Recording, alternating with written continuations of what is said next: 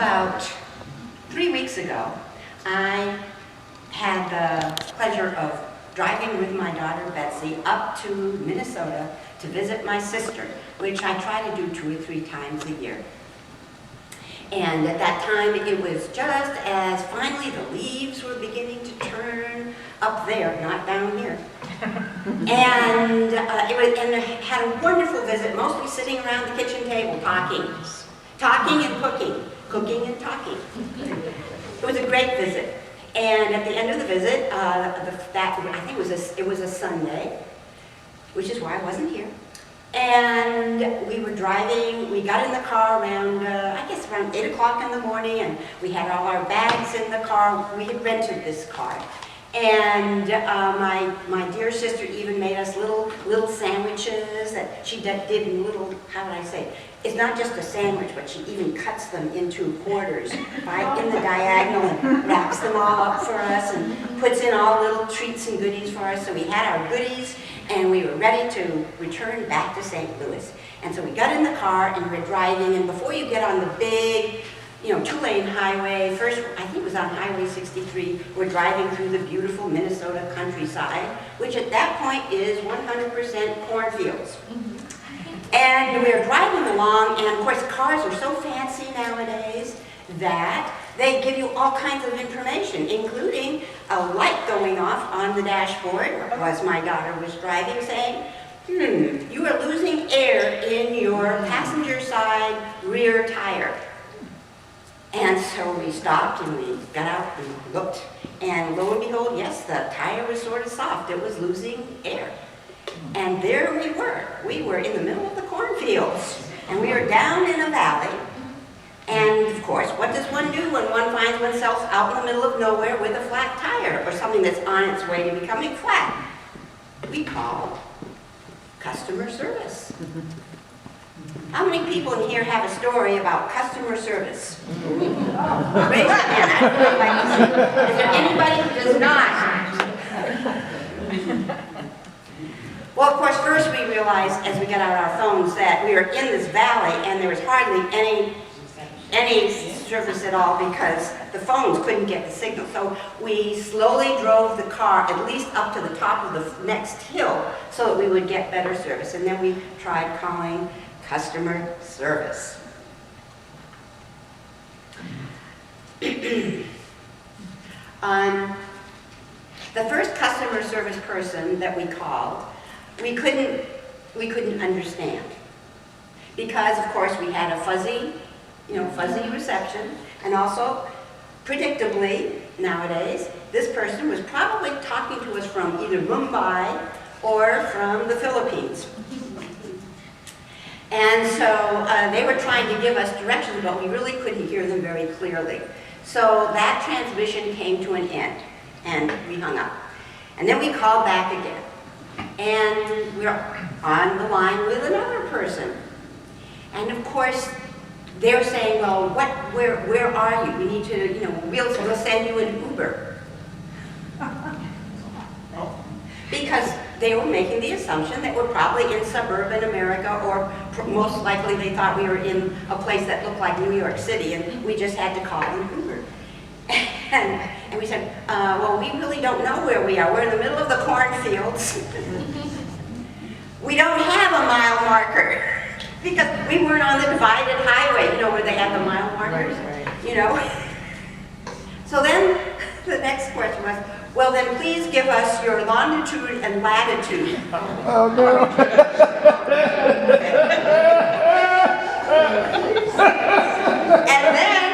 And then with poor reception, he was trying to tell my daughter how to get the longitude and latitude on her iPhone. And he was mumbling, and finally my daughter just said, stop! And we ended up losing a connection. The third person said, well, then you need to call the state police. So, of course, we called the state police. They gave us a rough longitude and latitude, but also said, we can't get anybody over there to help you for at least another hour, because, of course, we were in the middle of nowhere. Self-righteous indignation, isn't it wonderful? of our customer service stories, the first thing that comes to mind was how frustrated and angry and upset we were, and how we were right. And, of course, here we are, sitting on a Sunday morning in church. Is that not one of the biggest signs of ego getting in the way? Because the first place we go to is how we are right and they are wrong. You know, I mean, seriously, do you think that these poor people who are trying to help us really got out of bed this morning and said, well, how can we make Polly and Betsy's trip home the most ridiculous and delay the time and the most, how can we mess up their day? They were doing what they thought in their minds was the best thing to do. And quite frankly, I would say probably 80 to 90% of customer service calls are predictable, regular things. And you can create a script for it. But every once in a while, there's something that comes up that doesn't quite fit in. And they don't have the script for that. But each person was trying to do the best they could with the information they had. And I think maybe that is a very key thing, in addition to being aware of when our ego gets in the way. The first step really towards understanding, in the case of conflict, that as we go through in our daily lives today, whether it's customer service or disagreeing with people who don't have the same political or religious philosophy as we do. The first step is realizing that our perspective is only one perspective, and that there are other perspectives also out there. And so maybe one of the first steps towards forgiveness and towards understanding is to understand that each person is doing the best they can with the information they have. That is at least a first step. Wayne Dyer says, you know, if you just change the way that you look at things, things can change. And believe me, if they could have changed, or if they could have found our car without longitude and latitude, they would have done so. So, there we were in the middle of the cornfields. I think the third time, after the physical, the customer service person had hung up on us. But interestingly enough, by the time we called back the fourth time, thank God for the algorithm. Because, you know, each person who was answering that call, because of today's technology, they could see that this person, this customer called back. This is the third time they're calling back with the same situation. And so guess what? Suddenly on the fourth call, who are we talking to? A woman in St. Charles, Missouri. Oh. And the entire thing was fixed within 2 or 3 minutes. We found out that, for one thing, she realized where we were, and she realized that we did not have to go up to, not just Rochester, Minneapolis. They were going to send us 3 hours away to Minneapolis. She said, no, the Rochester airport is only 30 minutes away from you. If you can get a ride over to that, we will take care of the car. You just bring the keys. Of course, we didn't have a spare tire in the car either. That didn't help. So she made the arrangements. We called my sister. We were only about 45 minutes outside of Rochester. She called my sister. My sister came, picked us up, took us to the airport. We were installed in a new car within probably less than an hour, once that whole process got started. But just some just very basic, simple lessons here. The first one being just about perspective. You know, to realize that those people that we love to tell stories about how they didn't treat us right, they were doing the best they could with the information they had. And if we can at least say that about the people who have different opinions and different ideas from ours, just know that they're doing the best they can with the information that they have. Maybe that is one way to just start softening things a little bit. I'm going to tell one story. I've told this story before, but it was an eye-opener for me. I'm a preacher's kid. I was brought up in the Episcopal Church. I was brought up also with a dad who taught Eastern philosophy in the United States after we had been in China. And so the idea of compassion and love And all of that means I confess I'm very much a liberal person. And I don't always understand conservative politics and so on and so forth. But it was an eye-opener to me when I took a voyage with a family that I was the private caregiver for the grandmother of the family. And they wanted to take her down. She was like 93 or 94. They wanted to take her back to her hometown in northwestern Tennessee to say hello and to see all the people that she had grown up with and to see the house that her husband had built for them and all of this kind of thing. So we drove down Highway 55, crossed over the river, and then got on all these tiny highways into northwestern Tennessee.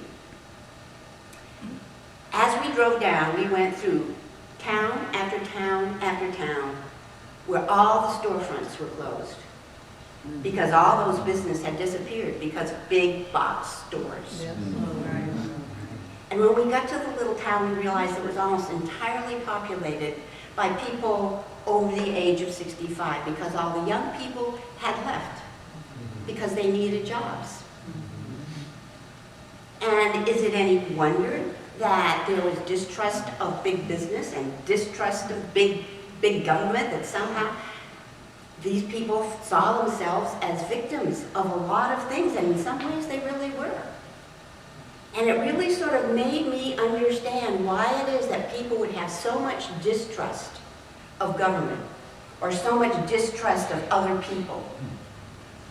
In fact, this village was so small that really how do I say, the roads were like golf cart roads. You know, it was a tiny place, and yet almost deserted now. And that really gave me a completely different perspective about the whole political situation and all of that kind of thing. Sometimes we really need to step on the other side and understand where other people are coming from and why it is they feel the way they do. And I think it opens our hearts a lot more to the situation. And maybe that is the first step towards healing, is to at least understand there are reasons why there are differences of opinion in our society. So, when we listen from the heart, then we have the opportunity to hear spirit instead of ego. And we are open to hearing solutions instead of being filled with self-righteous indignation that things aren't the way we want them to be. So, finally, we did get to the person in St. Charles who actually even knew the company that my daughter worked for. They actually had a real conversation. It was the funniest thing. And one of the lessons that I got out of it from a spiritual point of view of this whole thing, the business of longitude and latitude and needing to have all this information, is that sometimes when we feel lost, we think we scurry around, driven by ego, trying to fix it and find all these different things. And maybe if we read another book or take another seminar or, you know, do anything but be still, that we can fix the problem. And so we're running around, and we've all had these situations. It was about three nights ago. I was watching TV, and it had been the end of a long day, and it's time. So my kitty and I, we have a little ritual that we do. We say it's time to go night night, night night. And Kitty knows it's time to hop down from sitting next to me, and we turn out the lights, and we go to bed. And I was getting ready to I was about to turn out the lights in that particular night, and all of a sudden, I swear I could not find the remote to turn off the television. It had literally disappeared into the... I thought, well, I know I was tired today. Did I put it in the refrigerator? Because I had gotten up to get myself a snack and so on and so forth. I thought, well, I went to the ladies' room. Well, maybe I put it in my cosmetics drawer. It's the catch-all for everything. I could not find, and I thought, oh my goodness, age is finally catching up with me. Dementia is upon me. But you know, when you're anxious and you're upset, you start rushing around. I don't know how many times like this has happened. And you're looking through everything. I know it was there. And I looked, and I have a recliner. It is the ugliest thing, but it's the most comfortable thing. It's a thing that I always hated, but thought I would never have, but I love it now. And I was poking all around in that, no remote. It has to, where could we? Finally, I just said, I'm going to just have to unplug the TV, because I couldn't turn the TV off. All these fancy, they don't have buttons on the fancy TVs. It's the remote. So I had to unplug. And finally I just said, spiritually unplug. I have to just let this go. I cannot solve this tonight. Somehow I'm going to figure it out tomorrow. Because I was too much rushing around and, The next day I got up and I thought, I'm just going to go back through this all one more time. But I'm going to do it slowly, and I'm going to do it with reverence, and I'm going to do it carefully. And what I discovered was that underneath this recliner, there is a cloth panel. Somehow, this remote had slipped down the side and slipped underneath the seat. It hadn't fallen on the floor. But if I hadn't slowed myself down and paused and stopped the franticness, I would have had to call up Amazon, send me a new remote. So, the lesson here is how important it is to be still. Sometimes we are putting in prayers for healing, or we're putting in prayers for the better job, or the better situation, the better relationship. And we're running around frantically trying to fix it. It's so important to make that time to be still. Making time for self-awareness is whatever fashion you do it. If you do meditation just like Buddha, or whether you do journaling, or whether you just take a walk in the woods, having that stillness, just like Reverend Laurel was saying, the stillness is so, so important. That's when the real spiritual GPS can finally settle in. It's just like the song today, which was perfect for this. The answer is blowing in the wind. The answers are there. We just need to stop, get out of our own way, and listen for spirit. Listen for the divine. That signal is strong on God's end. It's usually our receiver that's having the problem. So, it's about being tuned into spiritual, to higher understanding instead of just ego. And every time that we listen from that higher place, we can hear what's whistling in the wind. Thank you.